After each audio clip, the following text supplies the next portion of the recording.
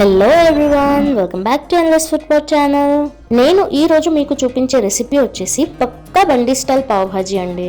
చాలా ఈజీ అండి. ఇంట్లో చపాతీ కర్రీ చేసుకున్నంత ఈజీగా పావ్ భాజీ చేసుకోవచ్చండి.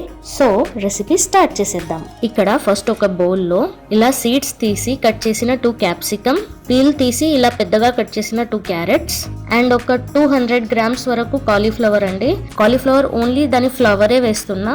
ఇక్కడ ఒక 4 పొటాటోస్, పీల్ తీసి కట్ చేసిన 4 పొటాటోస్ అండి. ఇందులోనే పచ్చి బఠానీ కాయలు వేస్తే చాలా టేస్టీ ఉంటుందండి. ఇది సీజన్ కాదు అని నేను వేయలేదు. కావాలి అంటే ఫ్రోజన్ గ్రీన్ పీస్ దొరుకుతుందండి, ఫ్రోజన్ కూడా మీరు వాడొచ్చు. ఈ మొత్తం వెజిటేబుల్స్ ని మంచిగా వాష్ చేసి మనం బాయిల్ చేసుకోవాలి. చూడండి, బాయిల్ అయిపోయింది. నేను వాటర్ కూడా స్ట్రెయిన్ చేశాను. బట్ స్ట్రెయిన్ చేసిన వాటర్ మీరు పడేయొద్దండి, మళ్ళీ ఈ కర్రీలోకే మనం యూస్ చేయొచ్చు. చూసారు కదా, మంచిగా బాయిల్ అయిపోయిన ఈ వెజిటేబుల్స్ ని మ్యాష్ చేసుకుందాం. ఇలా మంచిగా మ్యాష్ చేసి మనం సైడ్కి పెట్టేయాలి. మరోవైపు ఒక ప్యాన్ లో 3 టేబుల్ స్పూన్స్ ఆయిల్ హీట్ చేయాలండి.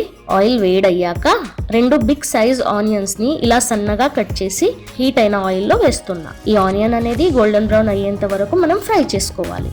ఇప్పుడు ఇక్కడ నేను 1.5 టీ స్పూన్ అల్లం వెల్లుల్లి పేస్ట్ వేస్తున్నానండి. దీన్ని కూడా ఇంకొంచెం సేపు ఫ్రై చేసుకోవాలి. తర్వాత ఇక్కడ నేను 2 బిగ్ సైజ్ టొమాటోని ప్యూరీ లాగా గ్రైండ్ చేసుకున్నానండి. ఆ ప్యూరీని నేను ఇందులో వేస్తున్నా. దీన్ని ఒకసారి కలిపేసి ఇందులో తగినంత సాల్ట్ వేస్తున్నానండి. నేను ఇక్కడ 1.5 టీ స్పూన్ సాల్ట్ వేస్తున్నా. మీ టేస్ట్ ప్రకారంగా మీరు వేసుకోండి. ఇప్పుడు ఈ మొత్తం మిక్స్చర్ ని ఒకసారి మగ్గనివ్వాలి. చూడండి, మన టొమాటో చక్కగా ఉడికిపోయింది. ఇప్పుడు ఇందులో ఒక 1/2 టీ స్పూన్ పసుపు, 1.5 టీ స్పూన్ పావ్ భాజీ మసాలా, ఒక 2 టీ స్పూన్స్ కారం, దీనితో పాటే 1.5 టీ స్పూన్ ధనియాల పొడి వేస్తున్నానండి. ఇప్పుడు ఇవన్నింటిని ఒక 1 మినిట్ ఇందులోనే ఫ్రై చేసుకోవాలి. మనం మ్యాష్ చేసి పెట్టుకున్నాం కదా వెజిటేబుల్ మిక్స్చర్, దానిని యాడ్ చేయాలి. నేను బౌల్లో సరిగ్గా ఇది మ్యాష్ కాలేదు కదా, సో కలిపేటప్పుడే మళ్ళీ ఇలా మ్యాష్ చేసుకుంటున్నా. చూడండి, ఇప్పుడు ఇది వెజిటేబుల్స్ ని బాయిల్ చేసిన వాటర్ నేను స్ట్రెయిన్ చేశానని చెప్పాను కదా, సో ఆ వాటర్ ఇందులో యాడ్ చేస్తున్నా. ఇందులో మీ కన్సిస్టెన్సీ ప్రకారంగా మీరు వాటర్ యాడ్ చేయొచ్చండి. నాకు ఇంకొంచెం వాటర్ పడుతుంది అనిపిస్తుంది, సో నేను ఇంకొంచెం వాటర్ యాడ్ చేస్తున్నా. చూడండి, ఈ కన్సిస్టెన్సీ పర్ఫెక్ట్ గా అయిపోయింది.